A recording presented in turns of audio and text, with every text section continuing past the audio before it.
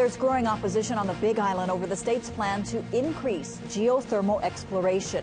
However, a prominent native Hawaiian says health and cultural concerns are being overblown. Good evening, I'm Paula Akana. Despite all the talk at the state capitol over environmental exemptions, there's already a process in place to waive certain restrictions. Earlier today, a subcommittee of the Environmental Council approved several exemptions for geothermal exploration. KITV4's Andrew Pereira has more in our top story at 6. Unlike wind or solar, geothermal energy is always on.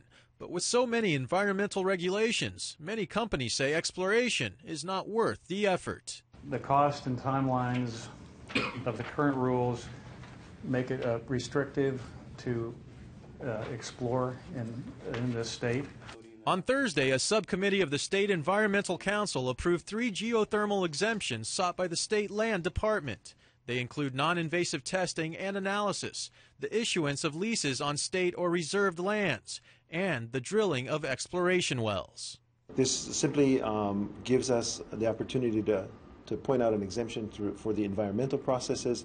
There's still all of the other state, federal, and county processes that have to be complied with. Some are concerned waiving environmental assessments could be problematic. Drilling a hole a mile down doesn't mean there's no impacts just because it's a test well.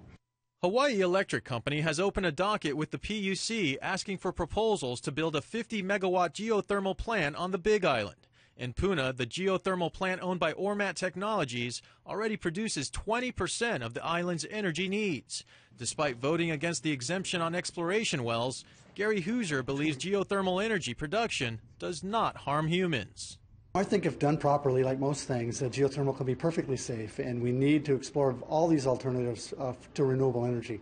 Native Hawaiian Mililani Trask represents a company hoping to drill geothermal exploration wells on the Big Island.